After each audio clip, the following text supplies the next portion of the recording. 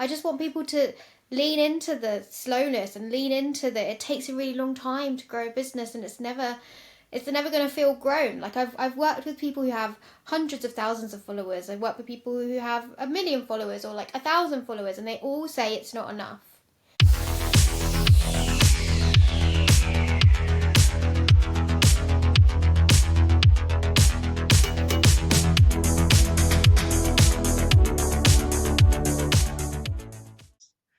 Because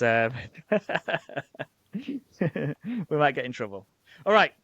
Okay, let me find my line. Jess Bruno, welcome to Rad-Ventures, the podcast that takes you on an exhilarating journey through the lives of entrepreneurs and business leaders. Thank you for coming on the show. How about you tell everyone a little bit about yourself? Oh, getting straight in. I love that. Straight in. Yeah. All right, hello. My name's Jess Bruno. I am a content marketing strategist and coach, and I work with small businesses. So I've worked with over 300 small business owners in the last 4 years to help them grow online and actually enjoy making content and see the impact that it can have on their business. That's awesome stuff. And I do love your stuff, Jess. I love watching you on Instagram. I love the branding that you've done. I love everything about you, basically. So just briefly before we go into your career and your journey, I think I followed you for around 4 years, I reckon now. Yeah, since the very beginning. Yeah, so it was like back in 2020. I think we'd gone back to work, so it wasn't in the first lockdown, because I remember watching a live with you and Dion Slater talking on a live on Instagram, and I was watching it while I was at work, I think. So I must have been in between lockdown 1 and 2, I think. Yeah. And I followed you since then. I followed your journey. It's been fantastic. And obviously, and you have had some health issues over the time. So I've seen all of that as well. You've documented that so well. And I'm glad that you are recovering with that, and you're all managing would probably be a better word for that. Feel free to discuss that like down the line within your journey, because I'm sure it has impacted your journey. 4 years is quite a long time to watch you. I was talking about these Instagram lives the other day. I've talked about it on the podcast before. I think we're going to try and like petition Adam Missouri to kind of like let them back, get them popular again, kind of bring it in with the algorithm. Just while you're here, actually, what's your take on Instagram lives? Because you are a bit essentially a content creator coach. Social media is your jam. Give us the insight, Jess. Well, Instagram lives, if you do go live, you still get priority in the story feed. So if you're live, the information will be right at the front beyond anyone else. Even if the followers not engaging with your content, they will see that you're live. So it's your responsibility to keep them engaged and to keep the conversation going. And that's the way the algorithm prioritizes them, right? They'll put it to the front of the story queue. But what I would love Instagram to do is to kind of prioritize lives in the feed as well. So I think I might have seen it. Maybe they were testing it. I don't know. Maybe I'm making this up. But the way TikTok, if you're scrolling, a live will pop up in the feed. I feel like that would be good for Instagram to kind of copy and paste for their platform as well. That'd be really good. When Adam watches this, because he will, because it's going to be a fantastic episode. And, hashtag best content coach in the world on the show. So he will watch this one. There you go, Adam. Top tip for you there. Copy TikTok. We want Instagram lives in our feed. Absolutely. And yeah, actually, thinking about the stories, because you get your top kind of the following ones, don't you? So you always see the ones that you watch. But if you know someone and you haven't interacted with them for a while, their story will drop off your page, and you never scroll that far back, do you? But if you go live, then you're straight up back up to the front then, because it says live at the beginning. So yeah, appreciate that. Thanks for your insights. Did put you on the spot there, so a little bit sorry for that. I'm terribly sorry. Right, let's talk about your entrepreneurial journey. And as we always do in this show, we're going to start off back at school. Now, for you, that must be like, what, 2-3 years ago or something? I wish. Okay, so, yeah, I don't know whereabouts in the country you are, and it depends on your age, But I spoke to a career advisor, I'm pretty sure, when I was like year nine-ish, because I had to make choices going into year 10. I'm not sure if that's the same everywhere. I'm not sure if it's the same, way back when. I know you're not as old as I am, so um, so I'm What did talking a your little while career ago. advisor tell you? I just can't like this is how long ago it was. I can't quite remember. I think at Mm. the time, I think I might have wanted to be a pilot, Did you? like an airline pilot, Did you And do cadets where you could fly the aeroplane?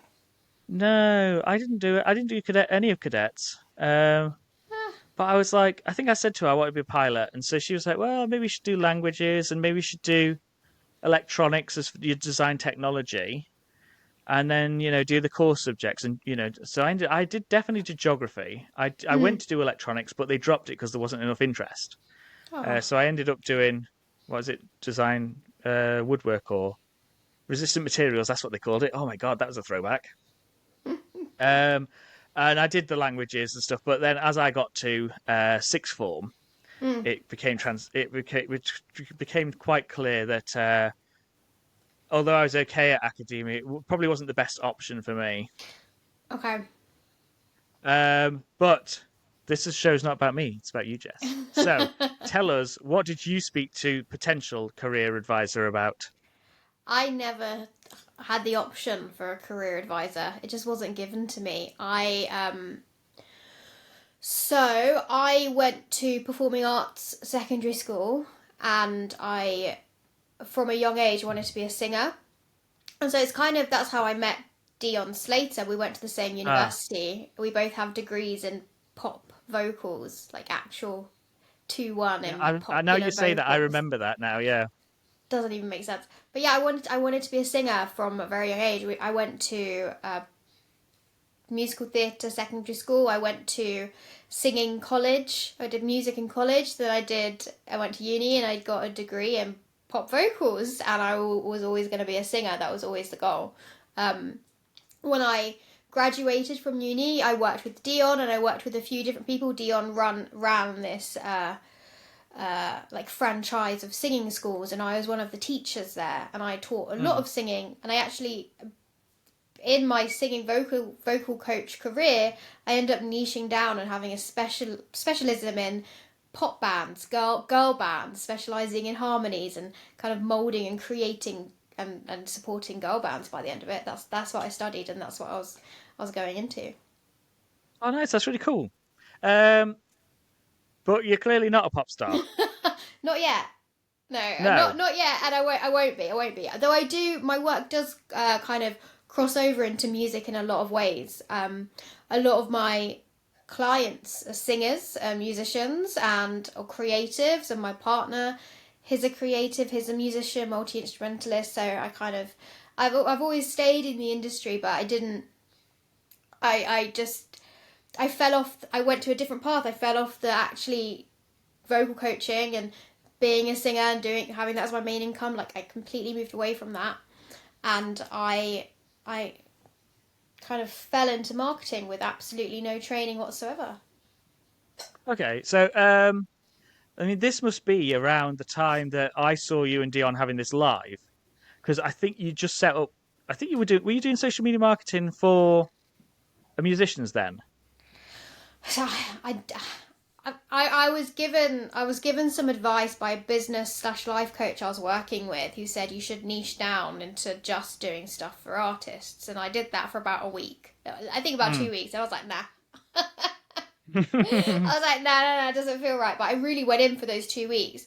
But yeah, when I was working with Dion, when I did the live with Dion, maybe I was just focusing on vocalists and artists, maybe. But yeah, I just do small businesses now.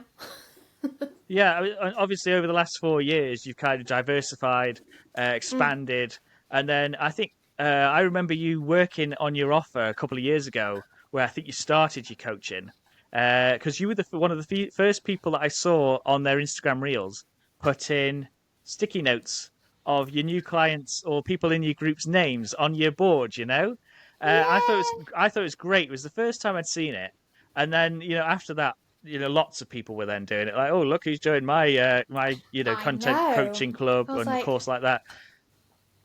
yeah, Pioneering, Jess. thank you. Uh,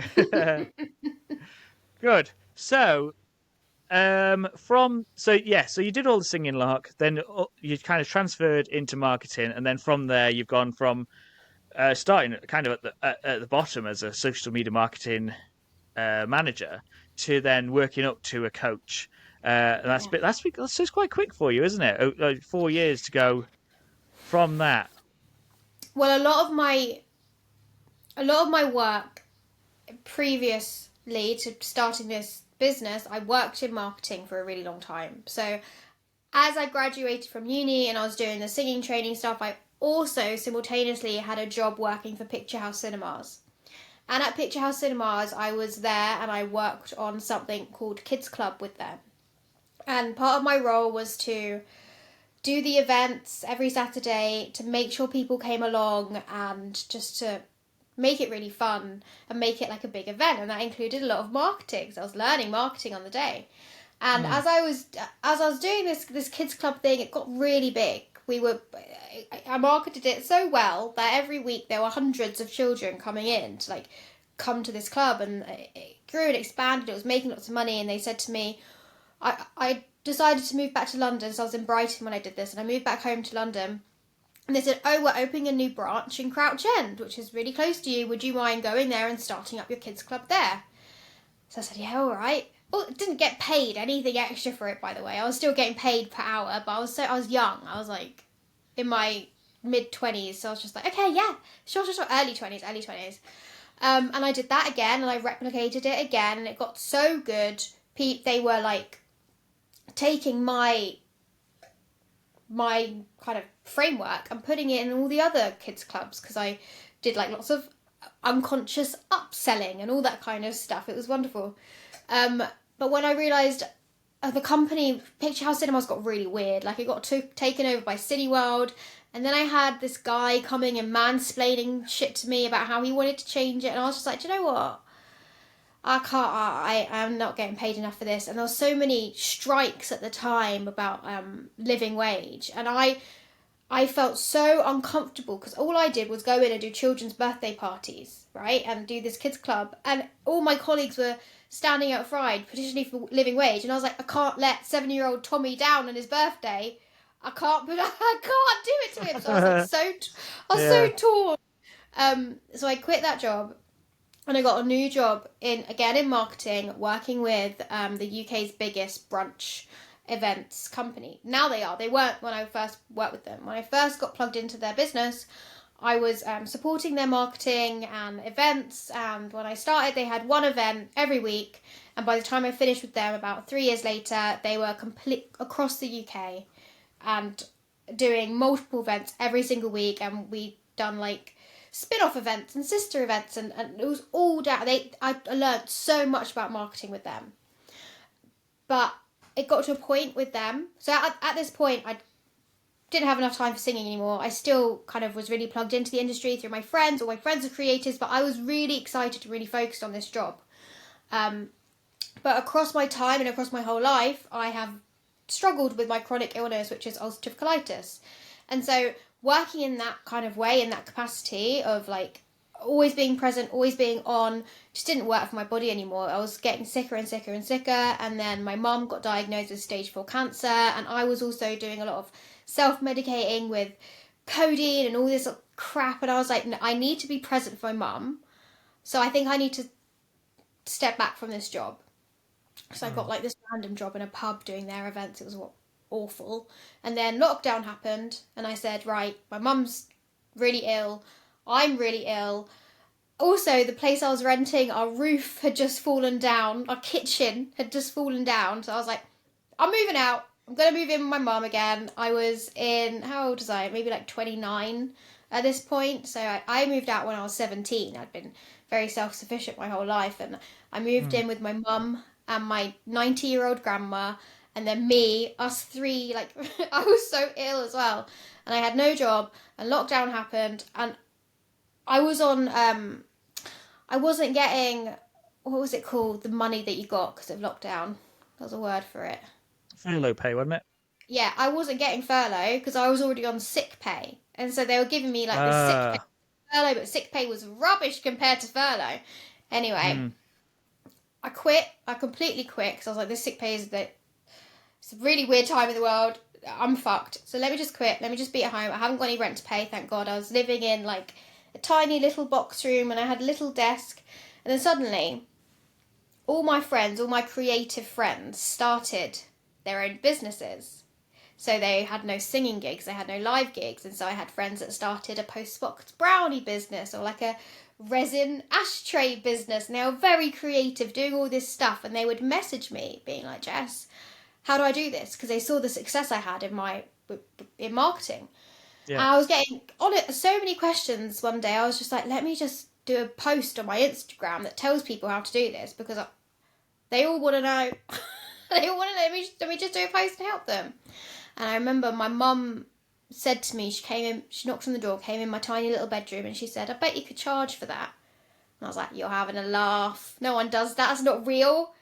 And then as I was researching it, seeing is there any such thing as like a online marketing coach? There was obviously thousands of them, and I was like, oh Mm. damn, you can do this. You can make money from this, and that's kind of where it all started. I think that's where I started really saying, right, I'm actually gonna give this a go and see if I can get someone to pay me for my knowledge and yeah, that's how it started. I started charging like I think it's like £25, and I'd sit on the phone for an hour, and I'd do way too much money, do too much work for them. But Mm. I, I soon learned that I needed like business coaching, so I invested in that, and then I invested in like understanding my own tone of voice, and then kind of teaching myself how to show up online and market myself. And not I'd never done that before. I'd just kind of been employed, so it was all like a big learning curve, but things really took off quite quickly for me, and now it's 4 years later and I'm here. Yeah, I love the story. It's fantastic. I can remember bits back. You know, I remember you being. I think you remember you moving into your mum's house, back into your mum's house and stuff, and your little desk and like out your Yeah. window and stuff like that. And Yeah. but it's like the whole marketing yourself thing. We'll do that first, and then I've got another couple of thoughts. It's it's difficult, isn't it? Because you're you, and you see all these people, and you think, you know, oh, they're so much cooler than me, and they're this, they're that, the other, and you can't try to be someone because then you have to keep it up. But then if you are you, you're worried that people might think you're a bit too weird, or you're a bit too quirky, or you're a bit, you know, too out there. Yeah. But I think even over the last 4 years, never mind the last, you know, 2010, 5. The world's changed where people are going for this whole personal brand thing, Mm. and people want to. It's that know, like, and trust to throw out a few buzzwords, isn't it? And you know they want to know who they're working with, and they want to know your eccentricities and things like that. And so I've got to the point now where, like, when I first started my side hustle, I was under a group. Um, and it wasn't like a massive national group. It was like the girl lived like 7 miles up from. Oh, sorry, the woman lived 7 miles up from me, um, and you know, it was Dorset with a couple in Newcastle or a couple up north. And I really struggled with my marketing because I was like, oh, Mm. am I we, are we Mm. they, or are we me? And it was all like, you know, and like we had the name in common, and then we were kind of franchisees or licensees. I think it was the word we used. And so after doing it for a couple of years, after doing it for like a year as part time, and then going when I went full time, I did it. I was a year under them.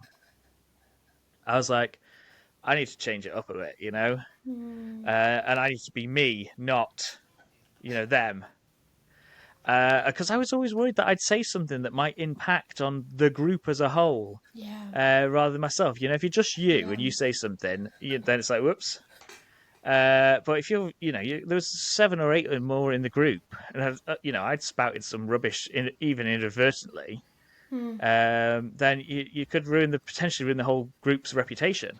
But now it's all then just from there, I obviously then had to go and start worrying about, well, what if people think I'm a bit weird, or what if people say, like me spouting facts to you about me remembering on your Instagram story. I had a message the other day about one of my podcasts that's just come out, and they were like, "Oh, we can't believe how much you know about this guy's podcast." I was like, "That's my thing. I can remember things. I remember facts." But when you start like spouting facts back to people, they're like, "What's going on? Are you stalking me?" I'm like, "No, I just got a really good memory."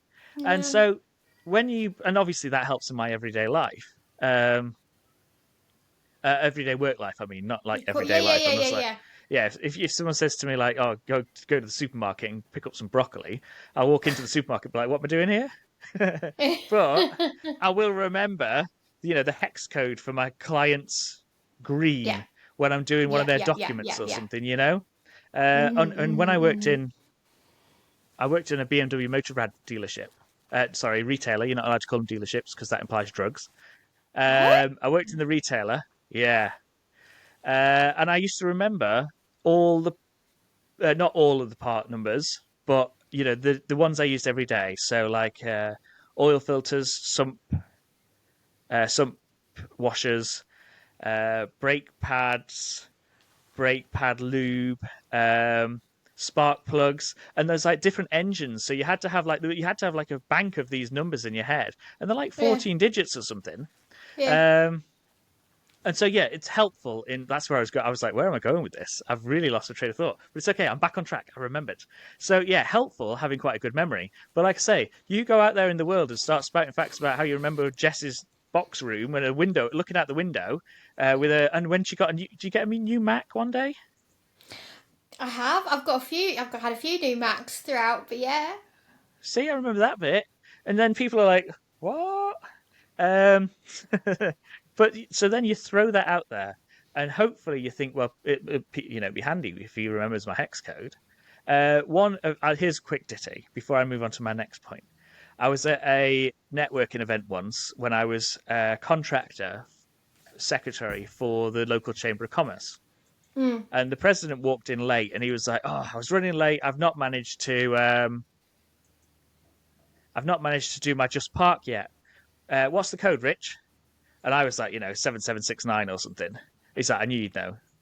You're just like, um, it's a fun thing to have, but like I say, when you start talking about yourself and you're putting yourself out there in the world, to and it is the world because anyone could be watching.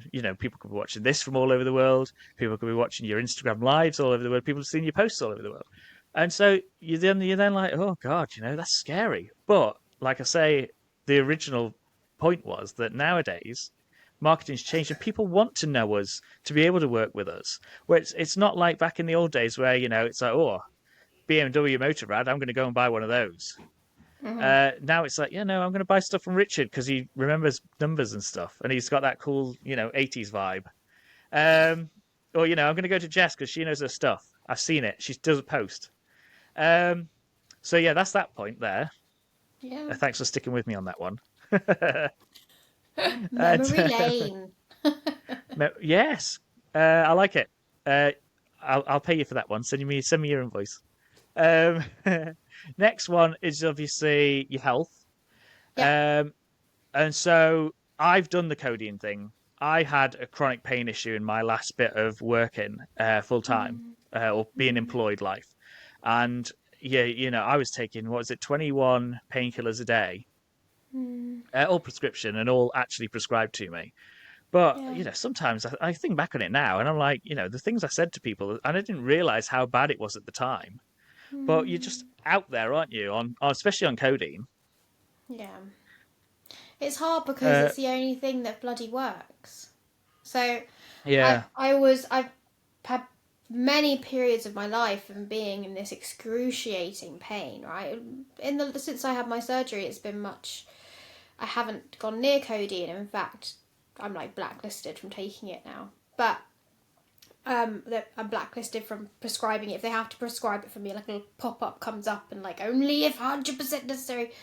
But yeah, I had a really, really, really bad relationship with it. It was like a gateway drug for me to do so many things, especially from from diagnosis and from being prescribed codeine, it just got worse and worse and worse to a point where I would, like, I would have to be admitted to hospital all the time, and I'd get them to.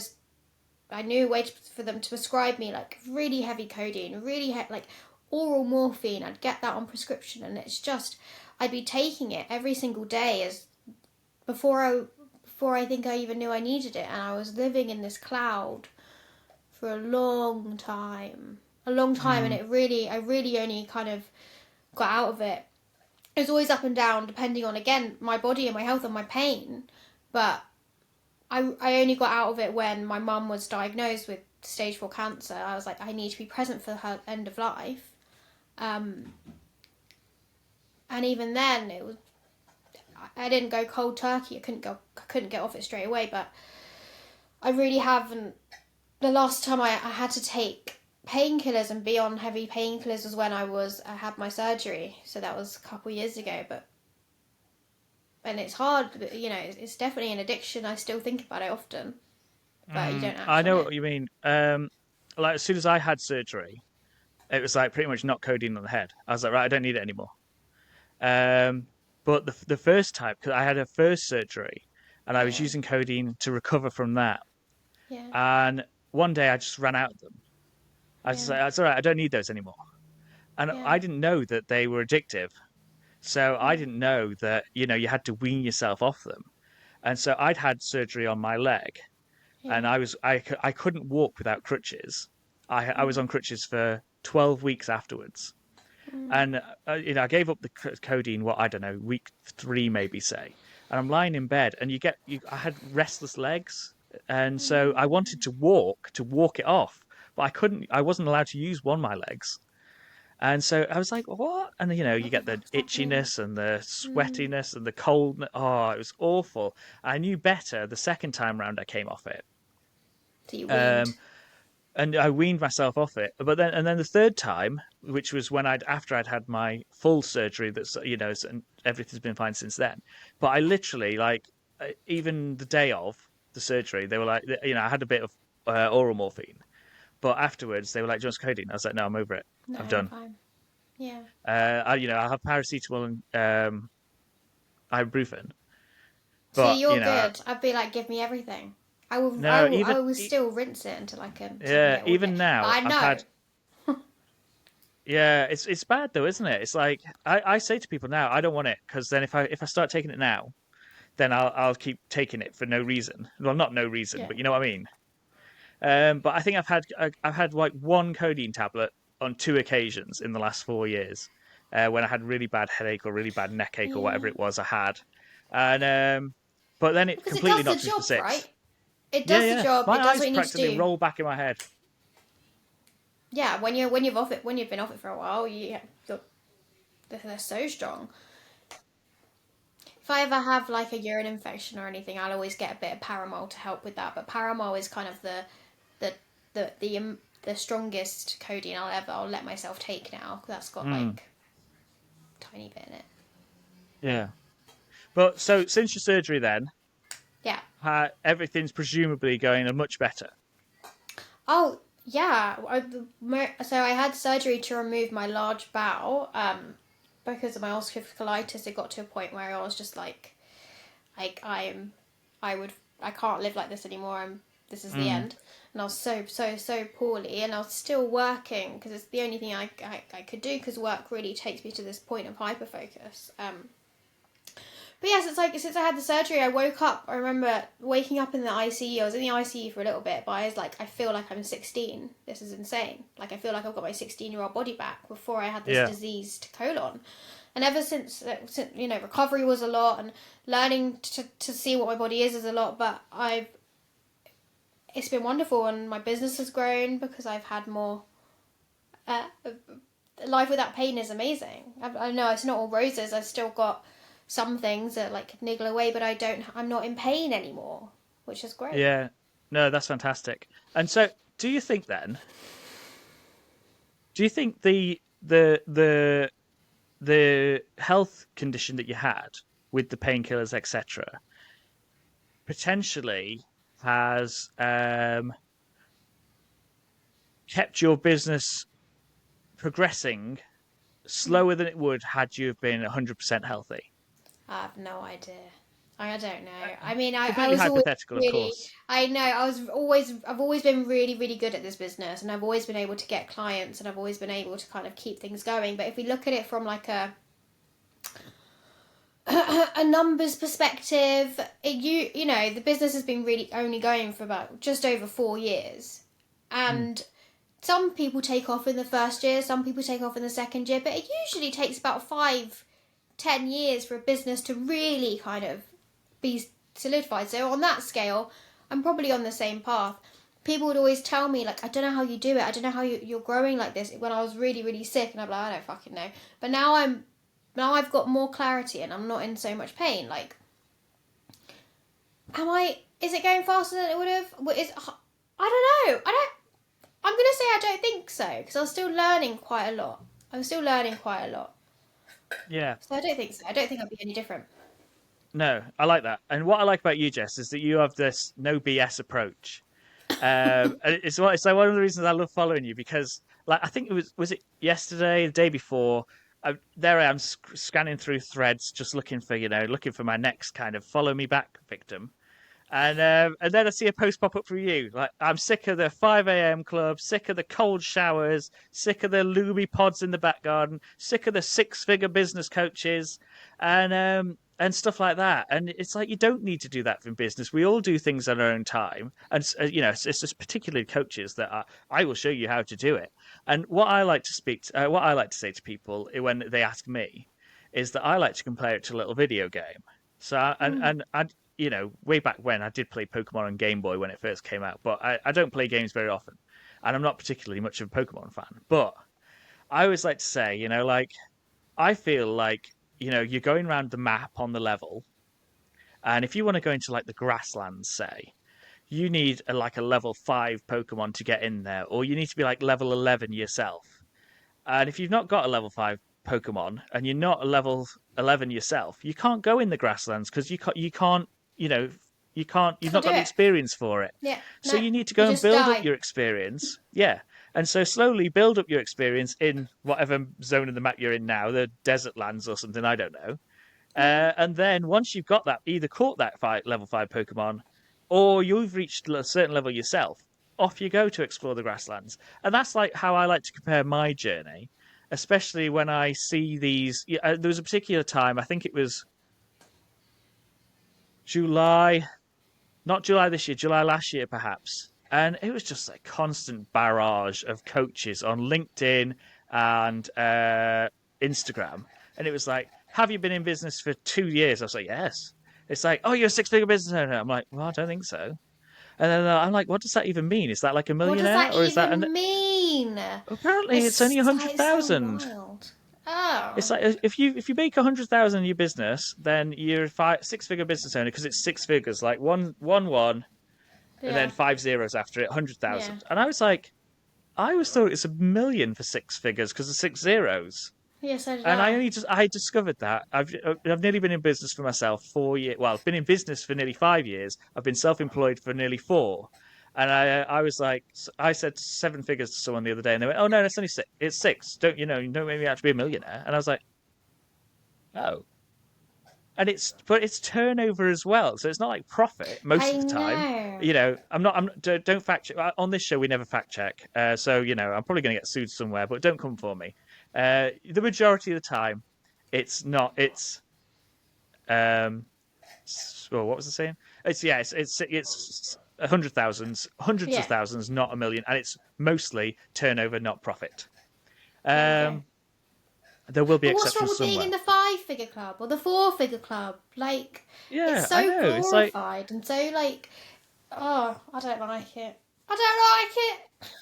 they all came out with this, and they were all spouting exactly the same thing. And one of the main messages, which was my favorite thing in the whole wide world, is you all need to be unique.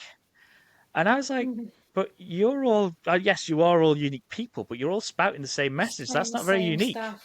And No, so, it's like, not. for 3 months, I was like, I'm off socials. And I would consume, but I didn't post. And I didn't, I was consuming a lot less than I was. I wasn't doing any outreach or anything. I was just like, yeah. I don't want to see another coach telling me how I'm not getting up at 5 o'clock in the morning. I'm not having cold showers, and I don't exercise 62 hours per week and stuff like that. But you're always different. You're always calling it out. So I like that about you.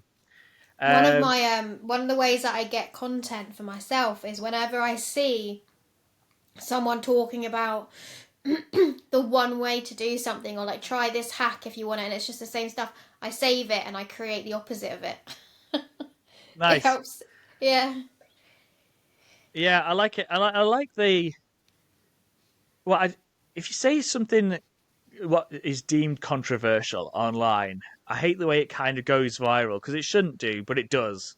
Hmm. Um, and so not in your case, but in other cases, people will say that on purpose almost so that they can get that organic reach.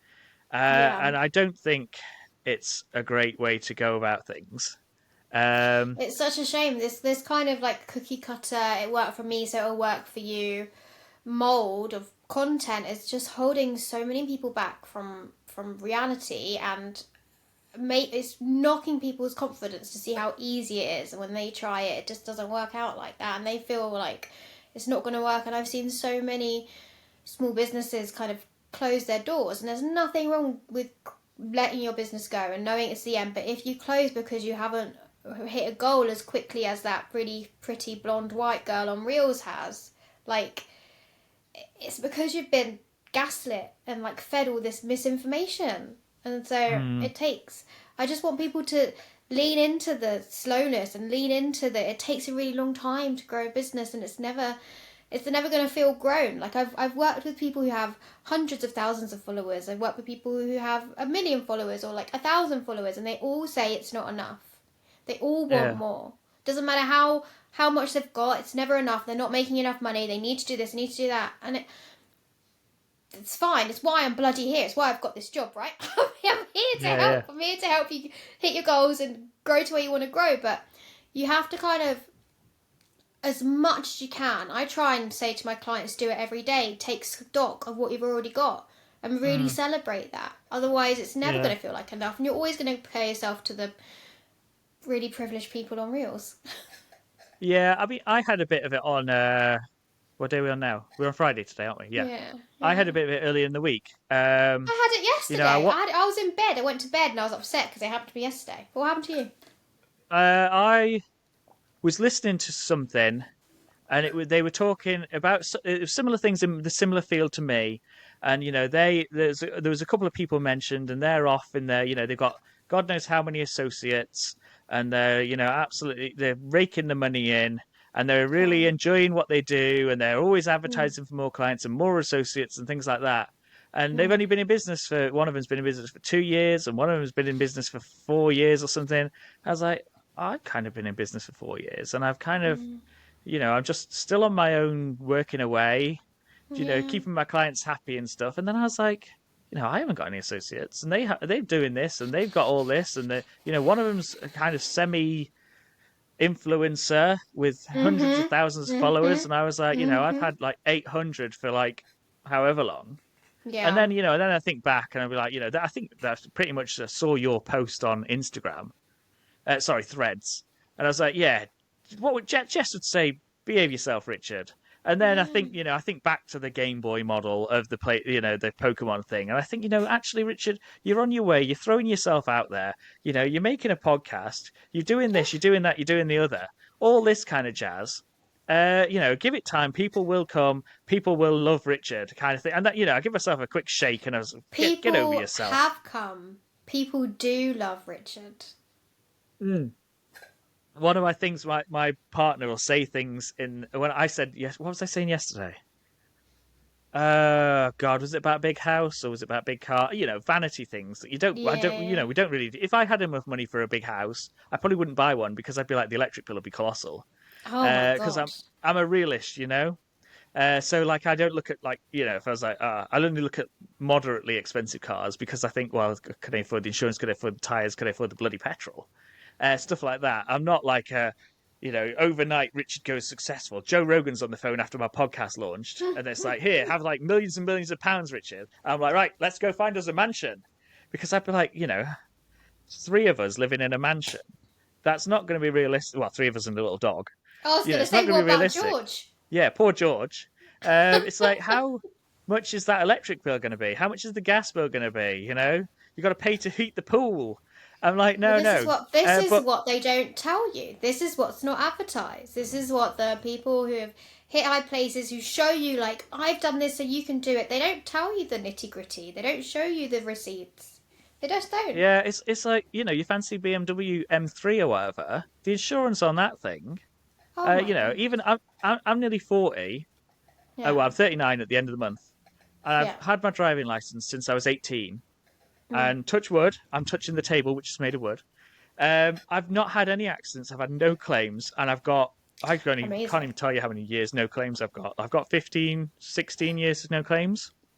Amazing. And but if I went to buy an M3 tomorrow, my insurance would be like a grand a year, Yeah. which is much more than I'm currently paying for my Vauxhall Mariva that's sat outside. Mm-hmm. And they've got Mm-hmm. them slim profile tires.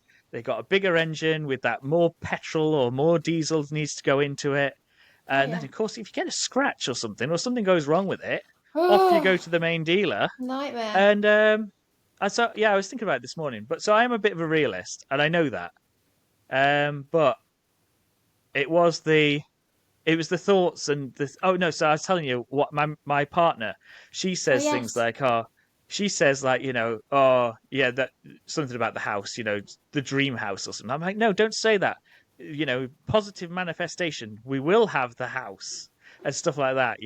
So I'm a definite no on saying, oh no, oh we'll never have any money after we're paying for the dog's vet bills Oh again. no, no, I'm no. like, no, no, The money we is will have always money. coming. Yeah, the money's Yeah. always coming. Whenever, like, for example, this flat we're living in right now is way too small for us. There's two of us, but my partner has got this, like, he's a musician, he's got big stuff, he's got his studio, and then I've got all my equipment, I've got my office, and I've got my stuff, and then we've definitely outgrown this place. But what I'm trying to remember is, like, this place was our dream place a few years ago. So Mm. we are living in our dream flat right now. Yeah. Yeah, and it's like if people who are employed, they're like, oh, I wish I could, work for myself one day. And Yeah. like if you think back to like even the pair of us, how 6, 7 years ago, Jess and Richard of 6, 7 years ago, were probably, oh, I wish I could work for myself. That'd be Well, amazing. I never had any money or anything. Mm. I never had that, and I genuinely had no idea I could even work for myself ever. That never became a thing. I knew, like, I could sell clothes on eBay maybe, but I could never fathom being in this role that I am now. It just didn't cross my mind at all, ever. Even when I was employed, Yeah. I just wanted more money. I didn't know how, but also never had any money ever. So I was just like Uh, living off like whatever. it's funny the things the journey takes us on. It's like, it's Yeah, like I wouldn't have seen 4 years ago when I first started as full-time self-employed.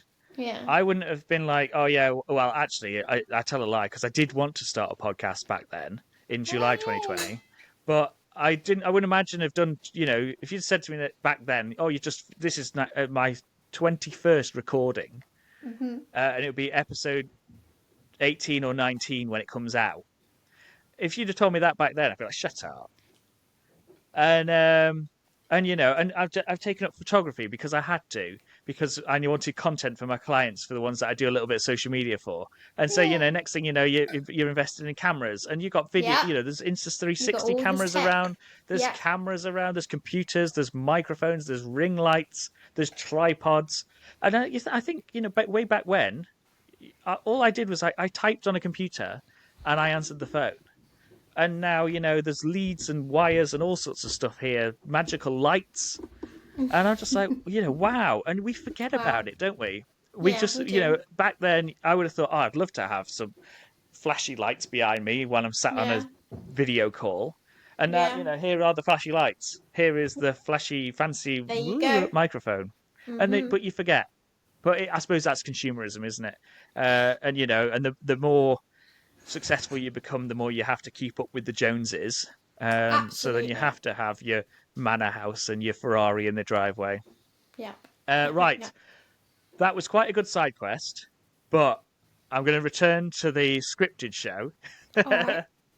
All right, because I don't want to keep you forever, and also don't want to make it too long. Because I've listened to like 2 hour podcasts before, but it's taken me like a whole week of like Yeah, it half an takes a hour while. walks. You know what I Yeah, mean? yeah, yeah. It So takes a while. It takes a while. um, so I think if we're going to try and make the longest episode ever, including the after show, we need to beat like 140. Um, Right. so bear that in mind. All right, let's do the quick fire questions.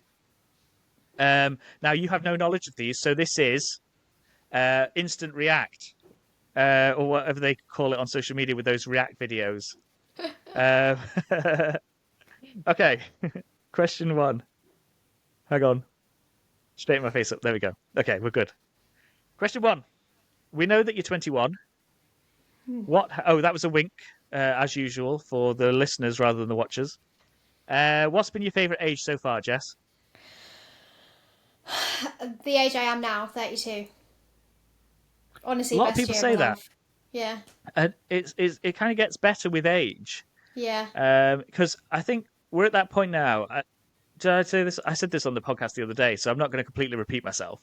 But essentially, I feel like I'm 26-ish, All but I'm right. not. I'm like nearly 39. Yeah. But if I was to hang around with some 26-year-olds, I'd be like, no, this isn't for me. Oh, God, But no. at the same time, I know stuff. I know what I want. I care about what people think. Obviously, I'm an internet persona, clearly, but at the same time, it's like I don't sit there and think about it too much now. You pull yourself around. I'm not wallowing for days over the fact that someone said, "Ooh, he says a lot," or "Ooh, why do you keep saying something like that. So yeah, it's a good age. It's only going to get better with as you go on, Jess. Take that words of wisdom from an older man. Like 7 years you're old, 7 years your senior, and Literally. there I am like life lessons. Yeah, all right. It's all right. I'll cut that bit. You can't stand there. Sorry.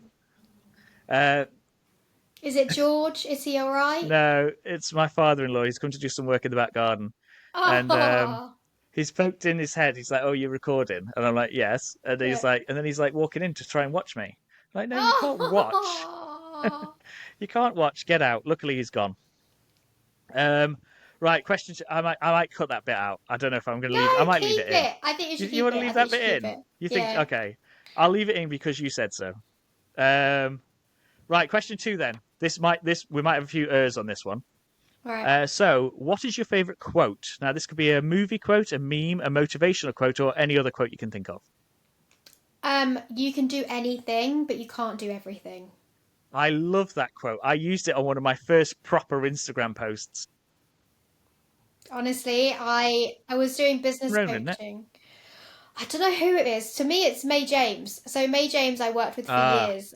She helped me build my business, and we were getting on a Zoom call, and it quickly flicked. It was her background on her laptop, and I was like, mm, "What?" And that really stuck with me. Whenever I love it, I love it so much. We could do anything. We can't do everything. It just yeah, helps. that is. I love that one. It's fantastic. Mm. Okie doke. Google. Question three: Google Suite or Microsoft 365? Google Suite, 100%. Everyone likes Google Suite that comes on the podcast. I don't know I'm a why. big Google girl. Um, okay, doke. So those returning will know that we have now changed question four. So, Oh. what app could you not live without? Um, what app could I not live without? Yeah, WhatsApp. you like WhatsApp, Yeah, I use or WhatsApp for my membership. I've got my group Mhm. chats in there. I use WhatsApp for my client communication as well. Use it for on the go stuff. Um, yeah, WhatsApp is the app I couldn't live without. Good. I'll briefly give you a little bit because that was kind of cryptic then, wasn't it? When I said like this question's changed because I you know. don't know about that. So I wouldn't. I used to say if you were stranded on a desert island, what app could you not live without? But Oh. and it was supposed to be kind of like a so this your favorite app is your ride or die. You've got to have it. Um, and so that was kind of the implication from, rather than the inference, from if you were stranded on a desert island. But then we just got stuck in the desert island thing. It was like one person was Yeah. like, "Well, if you're on a desert island, how would your computer or your phone be working?" I was like, "Well, maybe you got a little bit of battery." And it's like, "Why Yeah. did you end up on a desert island?" And it was like, and we fell down that hole. So we changed the question very quickly. Yeah, fair, fair. Right. Though it did take however many episodes before I realised that. It's alright. All right. Question number 5. How many emails do you have on your phone right now? Unread. Unread emails. I'll tell you.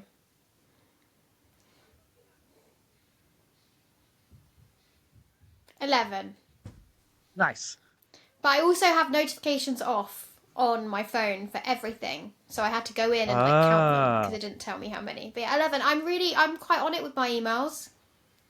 Yeah, I'm what quite we on tend it. to find on the show is business emails everyone deals with, or if they have got unread ones, it's because they're to be dealt with like a to-do list. Yeah. That's the way I work with some of my stuff. But personal emails, especially mailing list ones, I've got like thousands on there. And the problem with my Apple Mail is that I've recently upgraded my phone to a bigger memory one.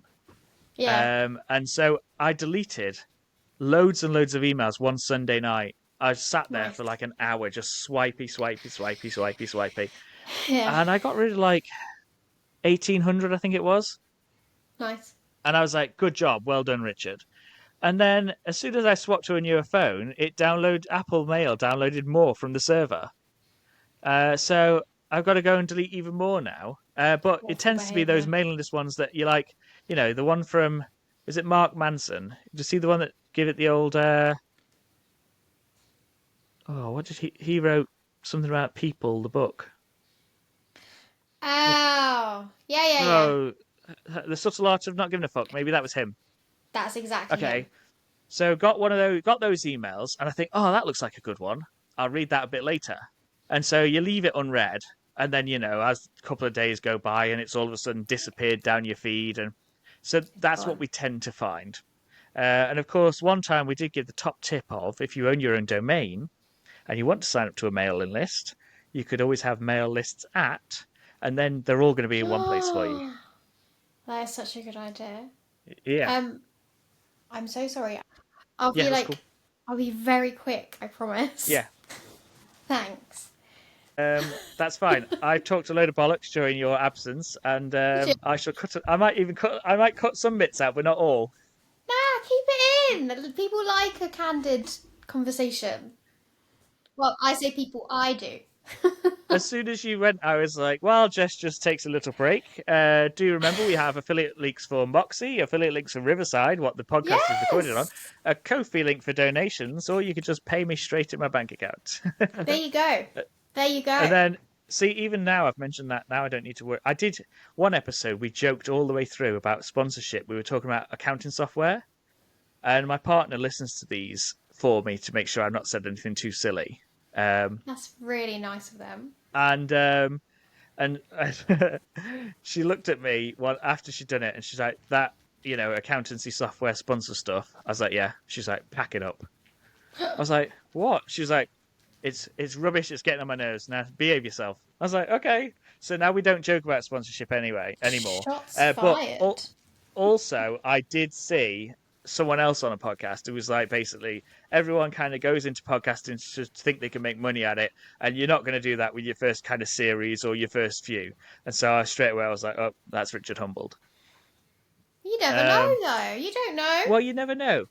Here's another interesting fact about podcasts before we return to the quickfire questions. Yeah, go As on. I understand it, now, like I say, nothing's fact checked on the Rad-Ventures show, but as I understand it, if you publish more than 3 episodes, you are in the top 5% of podcast creators. Wow. I think it's Dan Meredith that said this in his stories on Instagram, because he's got a show with Jay something, and they've done loads and loads of episodes. And he was saying, yeah, 95% of podcasters don't publish more than 3 episodes. Well, there we go. I think Because it's bloody hard. Podcasting is so much admin. Even for you, Radmin. I bet it's a bit hard. it is. It's more involved than I thought it was. And, I'm not naive enough to think that you could just jump on Riverside, affiliate link available, and and record a few episodes with your mates or people you know, and then people will come and watch it. And, the figures have been quite humbling this week. Well, they're not humbling. I didn't expect them to go like loads and loads of people, but it's taken a little while longer than I thought. For people to get round to watching them. But when you're making like hour-long shows, people need time to like to listen to them or watch them. Absolutely. And the other thing I found out is I launched it on a Monday at 10 o'clock. Was the first 3 episodes were available, and so I found out that some people will download all of their podcasts on a Monday morning at 7:30, ready for the week. Wow. So I obviously missed the boat. But there you go. So I think I'm going to release them Mondays at like 8 o'clock from now on. All right. Nice. Yeah, I know. Yeah. So yes, definitely learn. And then I had to change all my artwork, change all my titles, and stuff like that because I was a bit silly and I just thought, just throw it out. People will enjoy it because it's just us talking. But no, apparently you need to fight with the algorithms on Spotify, and you have to fight with the algorithms on Apple, and we have to fight with the YouTube is a big upcoming thing. That's an aspiration of mine, is YouTube. But interesting fact for you: on Tuesday evening at 18:48, right, Rad-Ventures podcast. 16:48. No, 18:48. So that's 10 to 7, nearly off. Rad-Ventures was 125 out of 200 in the entrepreneur category on Apple Podcasts. Yeah. Well, there we go. I know. It's pretty cool, isn't it? It's dropped out of the top 200 now, but that's probably because people are watching it on YouTube. Mm-hmm. Right, so last quickfire question, and then we'll move on to the next bit of the show. So, question number 6 then. If you could afford any car, don't need to worry about the insurance, tires, maintenance, anything like that, what would Jess have? So in the Gilmore Girls, Lorelai drives a Jeep, and it's got like cloth, not cloth, but it's like material doors, material window. I want that Jeep. Okay, nice. Yeah. Canvas, isn't it? Like canvas top. Yeah, canvas top. Yeah. Like zip windows. Mm. That's my car. Yeah, good. I like it. A lot of people we have on the show, they quite often want like a 4x4. We've had a few people wanting Land Rovers. Ah. Not dissimilar to a Jeep. Though I'm sure many Americans would argue with me. Right. Okay, so we've talked about your career journey, and from all the way back from school, how you went through to music with a passion, then how you've gone through marketing, and now you're content coach. Then we've done the quickfire questions, which are designed to tie in a little bit of admin and humanize Jess a bit more. It's not that you're not human, but you know what I mean. Get to know Jess a bit more. And actually, interestingly, this is a new one for people on the show, is that you helped with some of those questions. I did, didn't I? Yes, you did. I did. So I remembered that as I was asking some of them, I was like, actually, I had a little strategy session with you. Yeah, we talked about this at the end, didn't we? Yeah, it went completely ad hoc because we were going to talk about engagement and what I can do with my social media. And then you said, what have you got coming up? And I said, I'm about to start a podcast. And then you were like, okay, switching strategies and straight into it. And here's what you need to do, Richard, and tell me your ideas on this. And so some of the questions were actually inspired by you. So it was a bit strange asking you them. But yeah, obviously appreciate that very much. And thank you. Perhaps I should start crediting you on the back of the show, shouldn't I? In the outro. Oh, okay. I'll give you that one. Don't worry about it. You've got me on here. All right.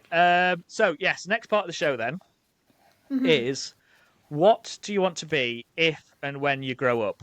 Obviously, growing up is optional.